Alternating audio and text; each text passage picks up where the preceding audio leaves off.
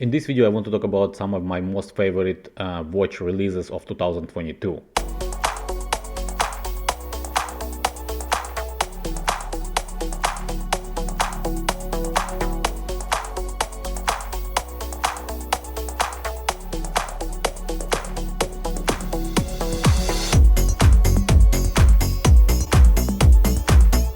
The 2022 was a very interesting year in the watch world, and in this video I want to talk about the most interesting releases for me personally.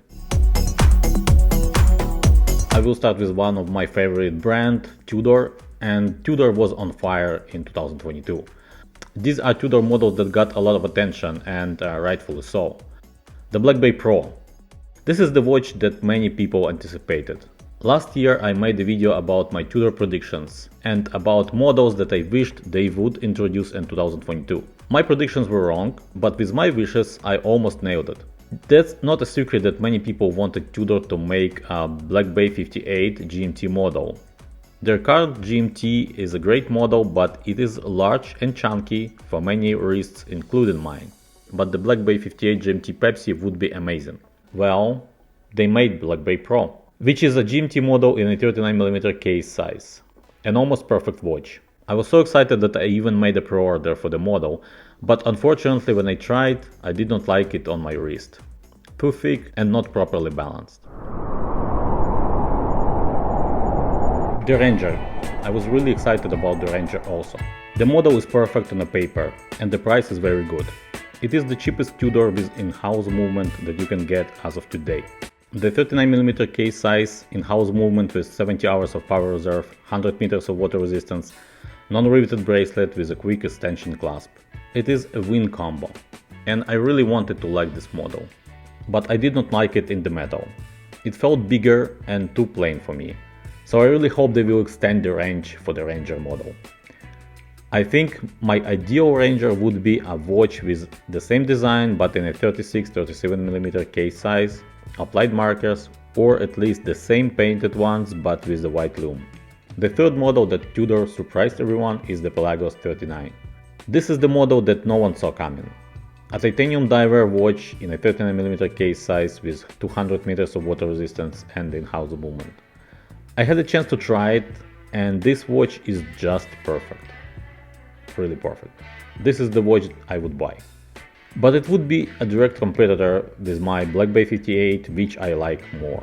So I will wait to see if the Pelagos 39 would get any additions like different bezel colors or maybe even a GMT model. Not really possible, but one can dream, right? Moving from Tudor, I want to highlight the MoonSwatch. Not as the watch, but as a phenomenon. The mass hysteria around this release from Swatch was unprecedented. Watch enthusiasts and flippers were camping at Swatch boutiques overnight. Now at the end of the year, the hype is not as strong, but the desire is still there. Boutiques are getting new MoonSwatches a few times a week, and it's still not enough. The whole marketing and messages from Swatch surrounding this release were controversial. I had the chance to buy my MoonSwatch Mission to Jupiter in the Swatch store in Toronto quite easy. My model was with a defect, so I did exchange it next week with no problem. The boutique experience was good. I did several videos about the MoonSwatch, and I can summarize my experience in a pretty simple terms. MoonSwatch is a fun, toy watch with a poor quality that should not be taken seriously. I was not excited with Rolex's novelties this year. I like the updated Air-King though. They made this model even weirder with the updated dial and crown guards. But it is still a nice funky watch with a new caliber and easy link extension. The Deep Sea Challenge release was mostly useless but still very cool achievement. Aside from incredible water resistance rating, I think the use of titanium in a Rolex regular model is very important for Rolex in the future. We probably will see more titanium implementations, maybe a titanium Submariner. Amiga did some incredible and crazy things in 2022. They set the standards by introducing the Seamaster Planet Ocean Ultra Deep models, the Mars Watch, Speedmaster X33 Mars Timer chronograph. Then they, in a collaboration with Swatch, made the cheapest Speedmaster that people went crazy about. Then after that they introduced the incredible Speedmaster Chrono Chime ultra expensive models. Take that, Rolex. But the watch that got me excited the most was the new James Bond 60th anniversary Seamaster issue.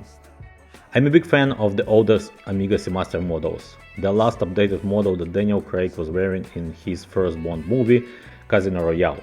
With this new release I felt nostalgia of the time when I was getting into watches. I would love to see them expand this new line and hopefully with some reduced case sizes. Vacheron Constantin 222 was a very interesting watch from the brand. The 222 was a predecessor for the overseas line and I loved these first, now vintage watches. I think it was pure sporty elegance embedded in those early models. What is significant here is that they made an identical watch to the first model. Now I don't really like it in gold, but in a stainless steel case that would be an amazing watch. Girard-Perregaux Laureato 38mm. The integrated bracelet trend still here, and Girard-Perregaux is the brand that I have a lot of respect for, has an icon. Laureato. 2022 they introduced a Laureato model in 38mm. I'm not sure I'm a big fan of the brownish dial, but I hope that with this new model we will see more variations in that perfect case size. I like that this model is, while being great, still in the shadow of Nautilus, Royal Oak and Overseas. Girard-Perregaux as a watch brand is being overlooked right now. I hope we will see some other strong offerings from them. I would love to see the reissue of their somewhat iconic vintage 1945 in a smaller case size. Seiko 5 SKX GMT model. Although I would not probably buy this watch for myself, I think it is pretty important release from Seiko, giving a Seiko enthusiast an affordable GMT watch in a familiar and loved Seiko 5 case. Nomos Club Sport Neomatik. I love this release for several reasons. Well, first of all, it is a very good looking watch. It is a very solid watch from a pure manufacturer brand. Nomos is a German watch brand that has in-house movements. And you have a model in a 37mm case. I always loved smaller watches. With its 200 meters of water resistance, you got a very solid, luxury, modern, everyday watch. Breitling Chronomat GMT 40mm. I always loved Breitling as a brand, but most of their models I like are very large. The new Breitling Chronomat GMT in a 40mm is an almost perfect watch. Yes, it is a color GMT, not true GMT. Yes, it is not in-house movement. But the case size of 40mm is great. The design of the watch is beautiful. There are different dial color variations. The integrated bracelet design with 200 meters of water resistance and a GMT function, that's a very nice package considering the brand. Imagine a Tudor Royal 38 with a GMT complication. That's the watch I would love to see. The new Apple Watch Ultra, I think, was a significant release. I think Apple is really trying to get watch people into their camp with this new release, and the watch people are buying. The smartwatch priced fair compared to some regular watches. It has a nice design, the watch is made of titanium and the specs are very impressive. I usually double wrist in my regular watches with my older Apple Watch, and I was thinking of getting Apple Watch Ultra for myself. So these are the watches that were introduced in 2022 and the watches that I like the most from 2022. Of course, there are many other great watches were introduced in 2022, like Tissot PRX Chrono, Tissot Telemeter 1938, Longines Spirit Zulu Time GMT, the IWC Mark 20, the Belcanto from Christopher Ward, the most affordable chime-in watch, Grand Seiko Cudo Tourbillon. I'm pretty sure that there are many watches that I didn't mention that was made in 2000, that was introduced in 2022, but those are the models that impressed me personally the most. Some of those models I was considering for myself, so I was paying close attention to them. Some of them I even tried on my wrist. I think it was a pretty solid year for watch world. I really hope we will see a lot of great watches in 2023. Let me know in the comments down below what you think about these watches that I was talking about. What watch impressed you the most from 2022? what watch you bought for yourself in 2022, what watch you are considering buying that was introduced in 2022.